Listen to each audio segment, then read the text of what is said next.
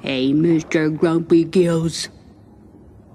When life gets you down, you know what you gotta do? I don't want to know what you gotta do. Just keep swimming, just keep swimming, just keep swimming, swimming, swimming. What do?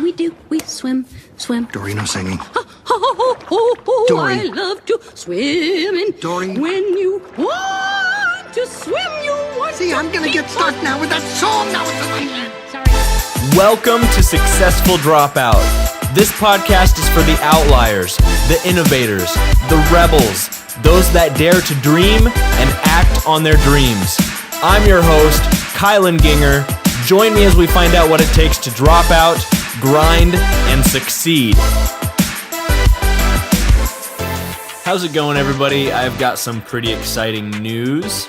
If you listen to the podcast much, you know we've been building a pretty vibrant community of truly extraordinary people who have committed to an unconventional route through life. The Successful Dropout audience has been growing a lot, and I get a lot of people reaching out to me now with all sorts of questions regarding education, dropping out, opting out, entrepreneurship, resources, networking, etc. So much so that I decided it was time to create a more accessible community on Facebook so that we can all ask and answer these kinds of questions together, as well as celebrate our successes and encourage each other during inevitable adversity. So I've created a closed Facebook group, and I want to invite you to join it. If you follow Successful Dropout, if you resonate with our philosophy and want to help me grow this thriving community, go to successfulDropout.com/group. This community is for the rebels, the outliers, the innovators, the doers, and those who dare to dream and act on their dreams. If you're a dropout, an opt-out, if you're thinking about doing one of those things, if you're a parent, even if you aren't any of those things and you graduated school, I want to invite you to join. All that matters is that you resonate with the Successful Dropout philosophy and that you enter the group with the intention to provide value to the other members and not just receive value yourself. Again, go to successfuldropout.com/group to request admission. Once you're a part of the group, introduce yourself and get involved, and I'll see you there.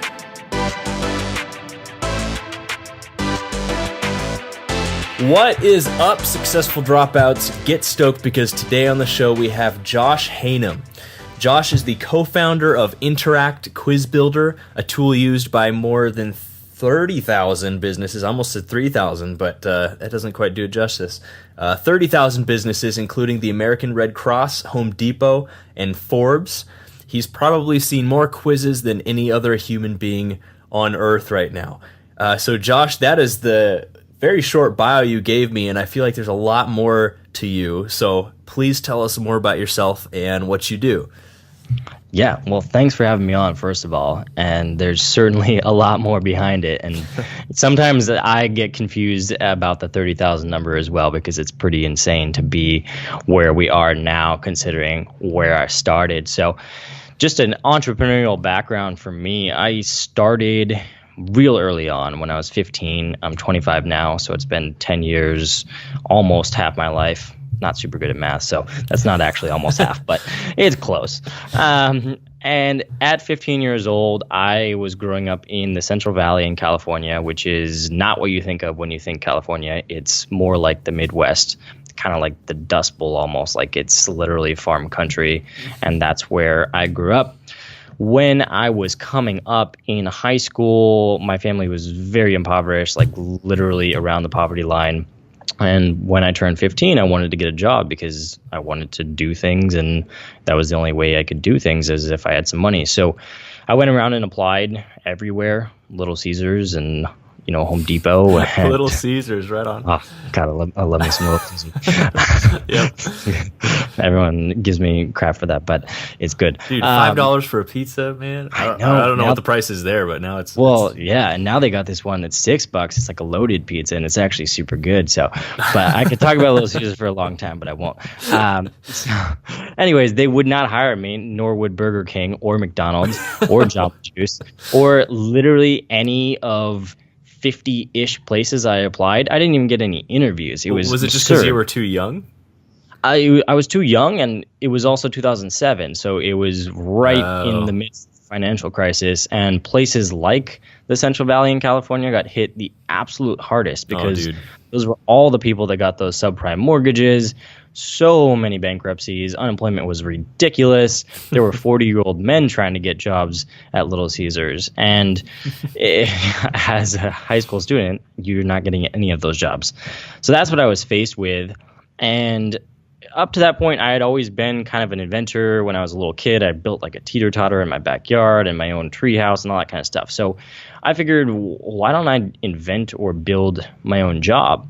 So the only thing I like that. I mean, that's the way I feel like a 15-year-old mind would actually think.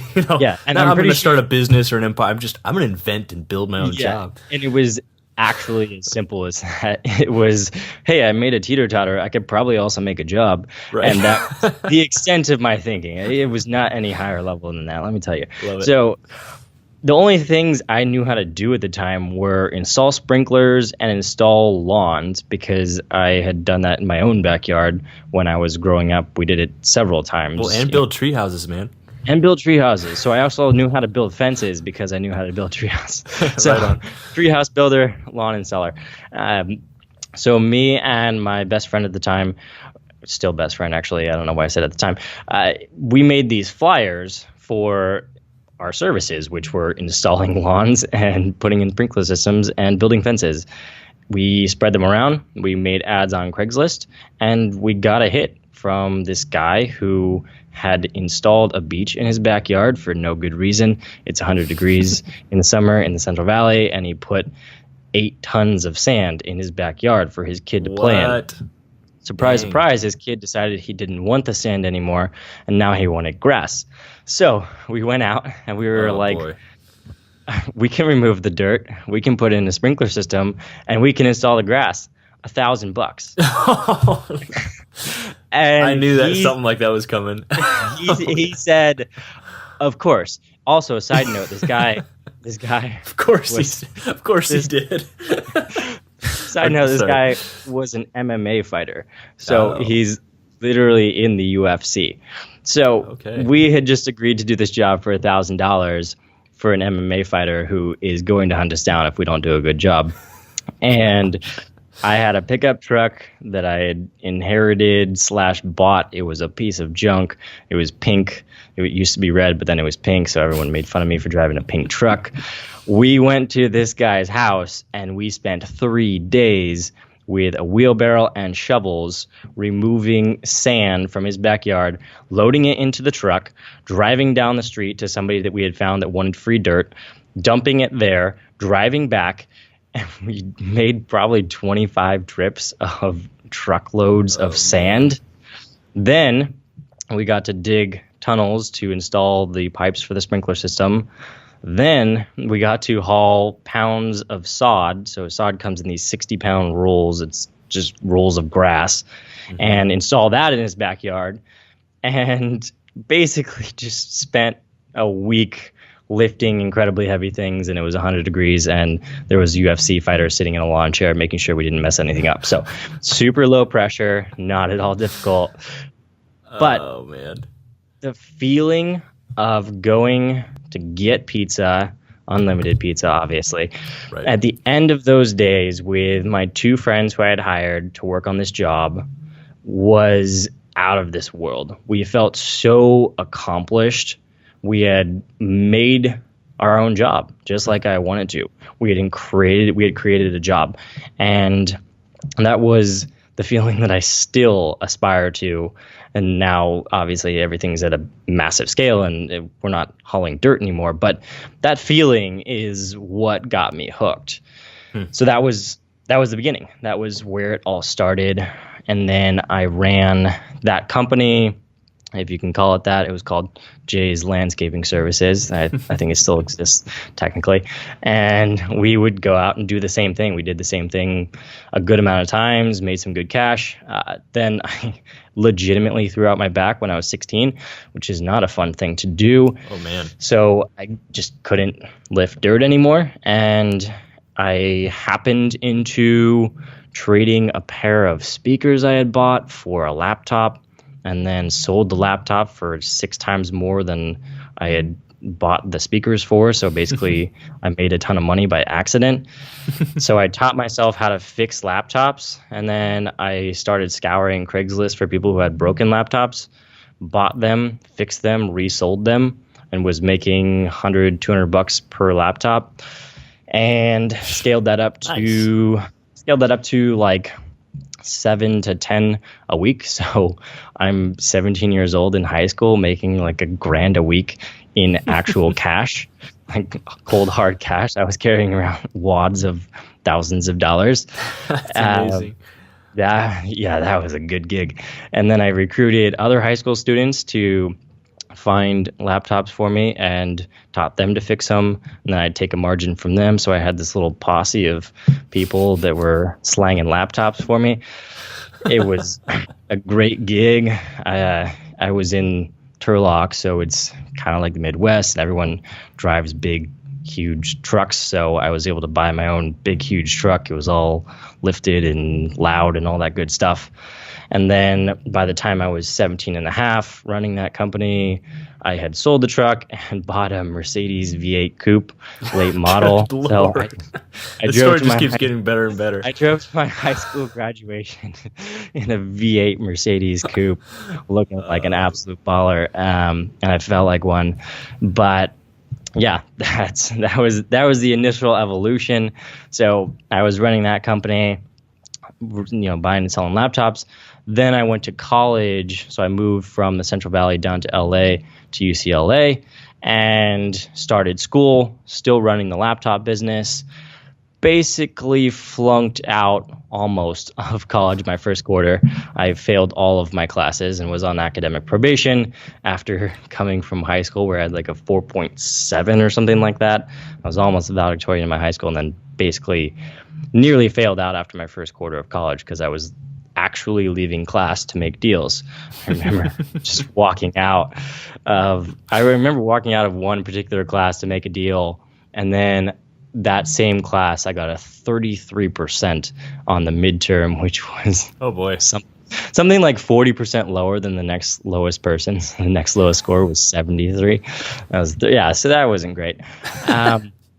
And I had to make a choice what I wanted to do, and I decided to not fail out of school because that's just not something that I like to do is fail at anything. So I stopped running the company for a good while there, and then couldn't stay away from it for too long. So by the end of my second year, I had started up a new company, and myself and two co-founders had started this company. We thought it was going great, so we actually did drop out for a second, took an entire quarter off of school with maybe go back, maybe not. It turned out that the initial investor that we got in that was absolutely screwing us. And so it was going well. We were actually getting a lot of attention, and we ended up getting an interview with Y Combinator, which is the biggest startup accelerator program. Yeah, wow. They funded Dropbox, they funded Reddit, a lot of other really, really big companies. So we were sitting with Paul Graham, if you know who that is, and he really liked us, loved our energy, but he literally said, I can't invest in you because of the way that your company is set up in terms of your initial investor. And this was not a good margin company. The margins were super low, so we needed funding to make it happen. What kind of company was this? It was selling vitamins, which is an interesting world to be in. Also very low margin. Margins were razor thin. So you had to be at a big scale to make money. So you needed investment. And we had essentially gotten screwed. And I didn't know anything about the world of investing and all that kind of stuff when I got into it initially. And so it was rough. We were sitting. Did you give away a bunch of equity or something like that? Yeah, it was a terrible equity play for bad terms, follow-on rights, all that kind of stuff. Oh, man. Literally everything that could go wrong with an initial investment did go wrong, and it was a tough pill to swallow. I thought I had finally made the break into technology that I always wanted to make. My first two companies, the lawns and the laptops, those were fun, but they weren't scalable. They weren't companies that were going to become huge. And this one was still not technically technology because it was vitamins, but we had a website and all that kind of stuff. So it was a little bit more, it was e-commerce. Right. So I was like, all right, we're making it. But then we had this thing happen, and it kind of hit me like a ton of bricks. We were sitting in a mall in San Francisco waiting to hear from Paul about their decision. And then he sent us out an email saying, no one is going to invest in you the way that you have this set up. And we knew at that point there was nothing to proceed with that. Like, there's no options for us to continue running this company. It was out of cash already, and without further investment, there was nothing to do with it. So we had to shut it down, and I was kind of a miss in a lot of ways. It was right before I headed off to go visit my brother in London, so take a vacation. And I just remember being on that vacation like, what am I doing? I've always wanted to be an entrepreneur. I've always wanted to start companies, and I feel as if I'm in this place now where there's not a lot of good options for me, and it really knocked me down quite a few pegs, and it was a tough time, and things didn't turn around quickly at all, at all. That summer and for the next year or so, didn't do a whole lot in terms of entrepreneurial stuff, but kind of got, reconnected with both of the co-founders of that initial company, and we started doing some web consulting just to kind of do something. I was pitching websites, kind of like I used to pitch doing lawns, but we were pitching doing websites, and had a handful of clients, and it was okay. I was having fun with it to some extent, riding my longboard to go to web consulting meetings where they'd cut me checks for $3 or $4 grand, which was hilarious. I'd hide my longboard in the bushes, so it didn't look like I was in college. So those were fun days, but at the same time, it didn't feel like I was building anything, and my takeaway from my first two companies was that I wanted to build something that could be bigger than just every single time you make money, you have to do something new. Like, I wanted to build a technology company that could scale and become really big. Right. And it was tough to be in this place. So we did it for a while, and then randomly one of our clients, who was a sales coach, he would go to companies like Dropbox and run sales meetings, teaching people how to do sales training. And he asked us to do a quiz for him. And the quiz was, what's your sales personality? Because he wanted to collect more email addresses from his website. So we built the quiz manually. It took several weeks. It took forever. It was really complicated. And we connected it to his Aweber list, and it worked like insanely well. We'd build entire websites for people that converted at 1%, which is fairly average. And then we built this quiz, and the traffic that went to it, 75% of it converted into subscribers. So 3 out of 4 people that went to it would convert, which was insane. And it was hilarious because this guy was super old school. He was probably 65 at the time, and he's the one that gave us this initial idea, which is so ironic. But we knew there was something there at that point. We didn't know how to build a website, or how to build a website that other people could use to make quizzes, which that was kind of a foreign concept to us at the time. Matt, my co-founder who does all the programming, didn't know how to do PHP, which is what you needed to do to make a database that would allow people to create and store quizzes. So during our last year of college, he started teaching himself PHP, and I started emailing people to see if they were interested in doing quizzes. And we slowly had those things kind of merge while we were also still doing web consulting work, because both of us were basically paying for our own college, so we had to make some money. And we kind of built up both things at the same time, so the website platform and getting more people interested. I started doing content marketing, which eventually was the thing that actually led to us getting customers, but took a long time. So All that to say, it took a year from inception of the idea to get anybody to pay for Interact, which is the quiz builder that we run now.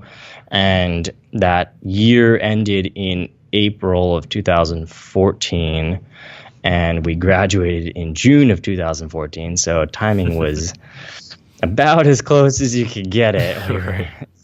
We were already committed to doing this thing after school, but it didn't actually make any money yet, and our consulting clients, we had mostly dropped them because we were more focused on working on our web app. So those were some stressful times, but it did end up happening. We got our first few paying clients, and that's where it started. Now we've got 30,000 people on the platform, and there's a lot more that happened there, but that's kind of the backstory of how we got to where we are. Well, dang, man, that is quite the story. It's a bit of a roller coaster ride there. My emotions are just all over the place. Yeah, it was a lot when it was happening, for sure. Man. So first, I'm curious, why did you finish college? And I want to talk a little bit about that. Do you feel, looking back now, that you needed a degree? And I'm curious what your degree was in as well. Yeah, I think there's a couple of reasons that I went back and that I didn't drop out when I was failing at the beginning. One of them is that I just don't like to fail at anything. I have an unhealthy, as my coach would call it, hatred of failure and giving up. And I don't like the concept of giving up on anything, which has been helpful in my career for sure, because there's times when things don't seem like they're going to work. And that's really the biggest reason. And then the other reason is just, societal norms, my mom and family not wanting me to, drop out of college. So I think those were really the two big ones. What did you end up getting your degree in? Economics, which was the closest thing we had to business. And by the end, I was mostly doing seminar classes that were essentially business classes. Right. Do you think you could have still had the same success you do now at 25 without the degree, or I'm curious if it did add any sort of value to your life? I'm curious as to what that is. Yeah, the thing that's interesting about that is that I do think back on it sometimes, because when I was graduating high school, like I said, I was making $1,000 a week in cash as a 17-year-old, buying and selling laptops, and you feel like you're on top of the world at that point. And yeah. I was actually tempted to not go to school and not take the offer and just run that company, because I'm like, I'm 17 and I'm making a ton of cash and this is fun. But were I to make that choice, the laptop business, buying and selling laptops, doesn't really exist anymore. All the companies that were doing it are either consolidated and shut down, or it's not going well because we've moved on from that. Everyone's using Macs, not everyone, but a lot of people are, and there's not really a lot of opportunity for fixing things and stuff like that. So had I chosen to take that, I would definitely not be where I am. I would probably still be running some sort of company to do with, laptops and computers and stuff like that, but it wouldn't be doing very well. It certainly wouldn't be growing at an insane pace like my current company is. So I think it forced me to think differently going to school. And the people that I met there, especially Matt, who's my co-founder, wouldn't have met him had I not gone there. So the connections and the different way of thinking were extremely valuable. Now, whether you could do that without going to college or not, I don't have a clear answer to, but because of those two things, it was absolutely pivotal. Yeah, I love it, because here on Successful Dropout, I'm not just screaming at everybody to drop out of college and that earning a degree is this evil waste of time and money and effort. We've had doctors on the show. We've had plenty of people with degrees and without degrees talking about the pros and the cons. At the end of the day, every person is an individual. You're unique. You need different things in your life, and your journey is going to look a lot different. I think for some people, obviously like yourself, college was a good choice, and for some people it's not. And so that's something I always try to make clear, is we're not against college. I'm not even, some people still joining the Successful Dropout community and stuff are wondering if they even can, because they're not this school dropout success story. But that's not the case at all. It's more about the mentality and the philosophy, which obviously you embody. But so you should tell us a little bit about Interact then. I mean, how that's going, how it works exactly. I've just heard quizzes, and I'm on the website right now, and I kind of understand, a bit, but for people who don't know, tell us a little bit more about it. Yeah. So in layman's terms, it's a tool for making quizzes like the ones that you see on Facebook and on BuzzFeed and on the New York Times now, and a lot of people are doing them. Mm-hmm. So companies can use our platform to make quizzes like, what kind of coffee drink are you?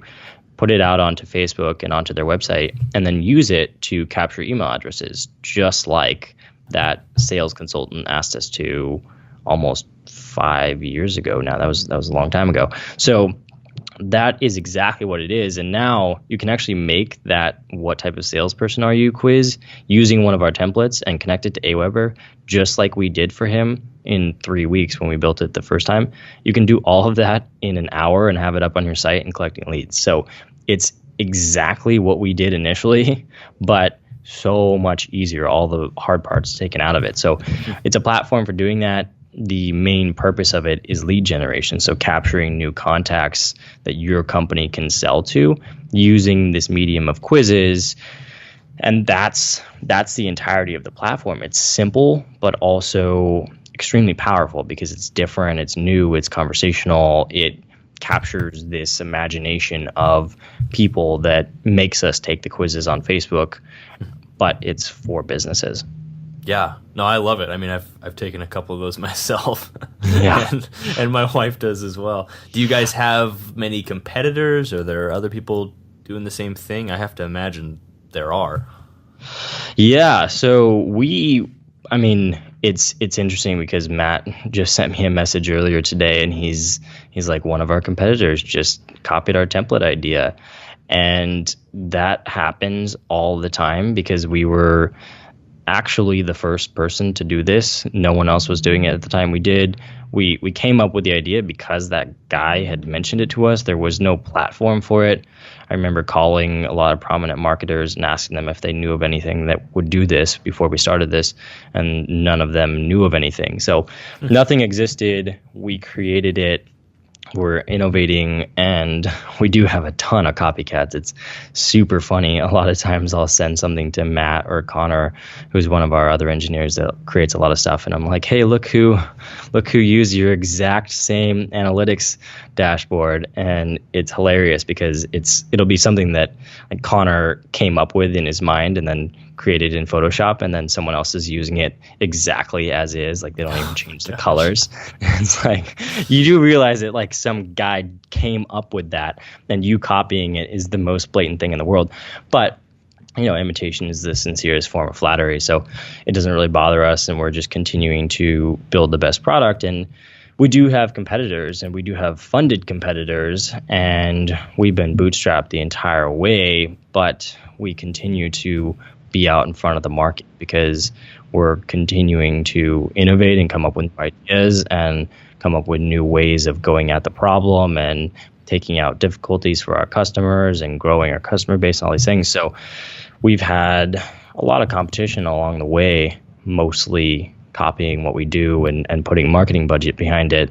But as long as you keep doing new things and improving what you're doing, copycats will always fall off because they're not coming up with anything new and they just kind of stay the same, whereas you're getting better. So as you move on, the real companies will work with you, and the copycats will just kind of get the riffraff. Yeah, no, totally right on. And the other thing too is the fact that you were first, which is a huge benefit too. Is it the way customers pay? Is it a one-time thing or a reoccurring model or? Yeah, so it's a recurring SaaS model. So it's anywhere from $29 up to $200 a month, depending on which plan you get and how many features there are and things like that. Oh man, that is sweet. Where do you see it going in the future? What are sort of what's the 5-year plan for Interact? Yeah, so we started Interact just over 4 years ago, and when we started it, there was not a single person who knew what we were doing. They did not understand the concept of using a quiz as a marketing tool. The only way we could sell it was, we know a way to get you new emails. Let us do this thing for you. And then we wouldn't even mention quizzes until the very end. And now that's changing to where quizzes are actually becoming a concept that's out in the market. And a lot of that is us promoting it. We've done 700 or 800 blog posts and 100 or so shows and a lot of videos and things like that to explain the concept. And that's kind of building, and case studies are getting out there, and that's where our competitors actually help us, because they're often doing the same type of stuff, oftentimes copying our blog posts, but it's fine because that means that there's more interest in the market. So now what's happening is that quiz marketing is becoming a thing, and we are absolutely the number one choice. So not only do we have this backbone of this will always work because it helps people capture emails and capture leads, which is a valuable thing regardless of the quiz part of it. But now quiz marketing is becoming an actual concept. My prediction is that quiz marketing is going to be the next wave. Like, everybody's doing stuff like ebooks right now, but right. The next thing that everyone's going to be doing is quizzes. And we will be the number one option. So when there's 100,000 websites doing quizzes for lead generation, we will have 100,000 customers doing quizzes for lead generation on our platform. I love it, man. It's inspiring. Tell us the story, which you might have already been over a couple here, but your worst entrepreneurial moment. What sticks out to you, and tell us that story and what you hopefully learned from that. Yeah, I think my worst entrepreneurial moment is with this company. So we got our start doing content marketing, creating blog posts about how to use quizzes and using those to explain the concept, because we had to educate people in order to sell. So content worked well, long form content, 1,000+ words, oftentimes 2,000 or 3,000 words, very, very detailed guides, things like that. But there wasn't a lot of people searching for that type of content. So even though there was really no competition for those keywords, there just wasn't that many people coming on. So we got to about 100 customers using that content. And then it started to stagnate because there was natural churn and not enough new people searching for quiz stuff in order to grow anymore. And I turned to conventional wisdom to try to grow more. And conventional wisdom, especially in the startup space, is sales. Sales cures all, right? Is the mantra that they preach all over the technology world. So we started trying to do sales and email people, cold calling, outreach, all this stuff. And those conversations would always go something like, hey, we have this idea for using quizzes for marketing to get you leads. And then the other person would say something along the lines of, what do you mean? I don't understand. That seems weird to me. And then if they were interested, they would say something like, I wanted to do X, Y, Z, A, B, C, D, and 1, 2, 3. All of those things being massive features that we definitely didn't have. So those conversations were not going well, except for every once in a while you'd get a bite, and it was enough interesting results for me to get sucked into it and think, okay, maybe this could work. Like, every once in a while we'd make a sale and it'd feel good and it would be a good thing. But there was still churn and we weren't making a lot of sales and the numbers just didn't work. But I was overly persistent as I am, which is sometimes good, but in that case, it was a real bad thing, because for a year and a half, from basically the second year almost through the end of the third year, so almost 2 years, we tried to do sales, and our growth was not good. And that was honestly probably my biggest setback. 2 years of not growing, and during that time went through a lot where at first I was having a really hard time with it, and not being healthy outside of work and things like that. And then towards the end, starting to come around and not accept it, but kind of be more okay with where things were at and look at it from an outside perspective of, okay, what's going on here, and what can we do to change things both in my own life and in the business. And towards the end of it, got to a place where I was thinking clearly enough to realize that this was a stupid idea, and spending 2 years trying a strategy that doesn't work is actually the definition of stupidity. So finally got off of it and went back to the content, but in a new way, to where now instead of just writing content for Google, we partner with bloggers, write content for them, or they write content about using quizzes, and then in return we give them free access to our platform. So it's a trade-off. You get free access, you write about us to promote us to your audience. That's a win-win for everyone. Mm-hmm. And that strategy has grown us 300% this year, and will grow 400% by the end of the year. So 4x after the last 2 years not growing at all. So it's and it's been absolutely incredible. But I would say that is really the biggest setback I've ever had. Is 2 years is a super long time, especially when it's I just turned 25, so it's basically 22 to 24, and you're going through a lot during those years, and you're growing a lot and things like that. But to have a business that's stagnating during those years is kind of tough. So that was the biggest thing. Did you ever think about doing any sort of affiliate program for Interact or no? Yeah, so that is something that we offer to the bloggers. A lot of them are not super interested because they're smaller and things like that. But if they're bigger, then they can both get our software and also be an affiliate. Oh, sweet. Yeah. One thing that you mentioned was you mentioned that you're really persistent, that you don't like to just quit or stop something. But now you've just been talking about 2 years here where you were so persistent that you look back now and you realize, you wish you would have pivoted a little bit sooner. And there's this concept and a book on the whole concept, you might have read it, Don't Stop 3 Feet from Gold. But I'd be interested to hear you talk a little bit more on your perspective on persistence, because there's on one side of the coin, there's the people that will tell you just stick with it no matter what, don't stop 3 feet from gold.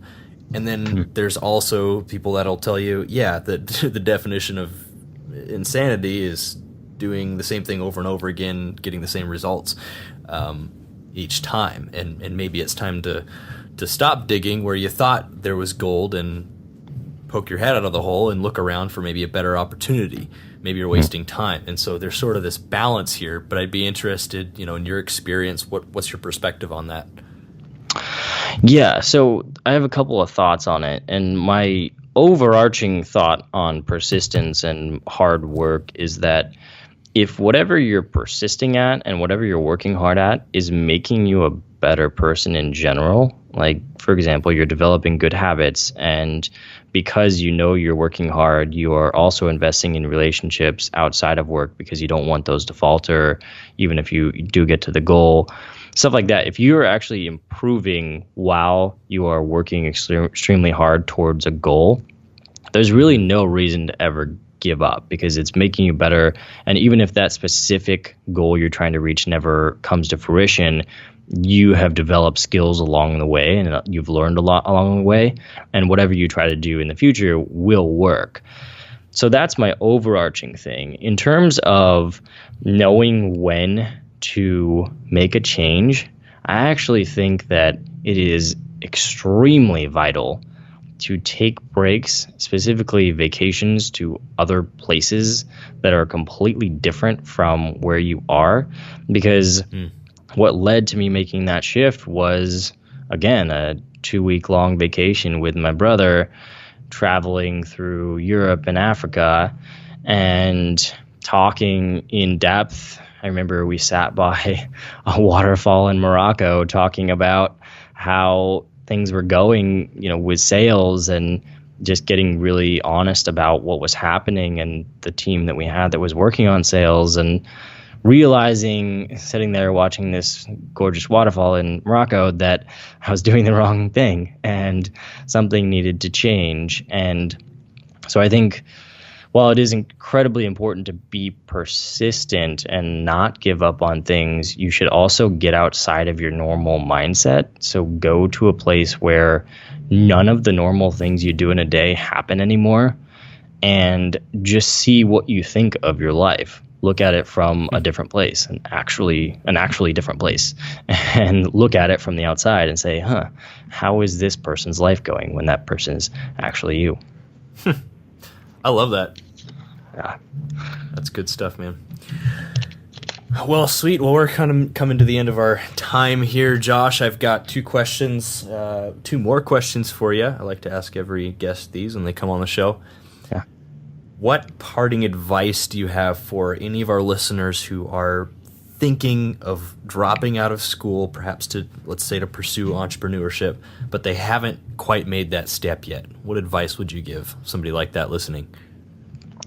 Yeah, I would say to get really honest with yourself about why you want to do it. Are you doing it because you're tired of school and you're tired of your situation, or maybe there's a problem that you are not addressing? I think a lot of times we do things to avoid something, and you should never do something to avoid something. You should address that thing you're avoiding. So if that thing you're avoiding is that you're having a tough time in school, address that. Don't drop out to try to fix that problem. Now, on the other hand, if you actually feel insanely passionate about some idea that you've come up with, that you've started working on, and maybe you already have customers and things like that, and that's why you're doing it, then it's certainly much more worth taking a shot at. So be really honest with yourself about why you want to do it. Love it. And how about on the flip side, any parting advice for any of our listeners who have already dropped out and who are already on their entrepreneurial journey? I would say stay persistent, but also do that thing where you take breaks. And taking breaks can happen every day. And one really good way to do it is networking. So having coffee with somebody. If you've recently dropped out and you're trying to start a company, I would say you should be meeting with somebody every single day and asking them what they think and getting their feedback. They can be potential customers, they can be potential mentors, advisors, coworkers, other founders, everybody. And network as much as possible, because you're going to need those connections to get you where you want to go. And it's also going to give you an outside perspective on what you're doing. And you'll have a much better litmus test on whether what you're doing is worth it. Yeah. Great stuff, man. I actually have a couple other questions I just want to ask for the heck of it. Books, do you read much? And if so, what books would you recommend to us? Yeah, I read a lot, not so much the last few months since things have been nuts, but I read probably 50, 60 books a year on average. So nice. My favorite 2 books are The 7 Habits of Highly Effective People, yes, and then Never Eat Alone. I like those 2 a lot. Never Eat Alone, that's one I haven't read, but I've heard a lot about it, so I'm going to have to It's good. It's not necessarily about never actually eating alone. It doesn't actually say that, but it's much more about how the relational side of things is so much more important than we give it credit for, especially in the startup world where everyone's product focused, sales focused. They forget about the relationships, but in reality, that's more than 50% of it. Yeah, no, absolutely. I say on the show all the time that all things that you'll ever aspire to in life, so I can't think of one that's not, but maybe somebody can tell me, but like money, for instance, opportunities, job opportunities, it all comes from other people in a roundabout way somehow, eventually. Yep. And so understanding how to network and foster relationships, knowing how to win friends and influence people, Dale Carnegie, that's another great book I'd recommend, throw out there. Such a key thing. So last question. Do you watch Netflix? How much do you watch? Oof, no, other than Stranger Things. So yes, that is the only show I've ever binge watched, and it is the only show that I watch on Netflix. So I'm pretty stoked for Halloween this year. Seriously, man, I'm so excited. Yeah. Looking forward to it. Yep. That and Game of Thrones is our guilty pleasures. We watch a lot of that. And The Office, man, we just watched that. I don't know if you ever watched The Office, but it's just too good. Do you play any video games at all? I don't, no. Why not? Interesting story. We didn't have video games when I was growing up, so I never got into it, and I got into going outside, so now I like to go outside, and I mean, I say that kind of as a joke, but I like to go hiking, I like to go fishing. I just got back from a 5-day backpacking trip, so if I could do anything for fun, it would be going outside, and there's a lake here in Oakland that I run around basically every day, and that's my happy place, not necessarily with video games. Right on, man. I can definitely relate to all that. Well, sweet. Well, Successful Dropouts, you are the average of the 5 people you hang around the most, and you've been hanging out with Josh and Kylan today, learning what it takes to drop out, grind, and succeed. For everything we talked about today, head over to successfuldropout.com and type Josh into the search bar, and the show notes will pop right up. And as always, stay hungry, stay foolish. For more information about how to drop out, grind, and succeed, go to successfuldropout.com. I also love questions. If you have a question about anything we talked about today, I want to hear from you. Go to successfuldropout.com and click the Ask Me a Question link at the top of the page.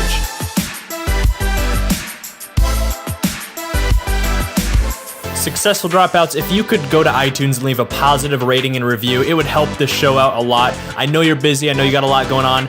But if you do that, it helps this podcast rank. It helps other people listen to it and gain value just like you have been. Thank you so much in advance.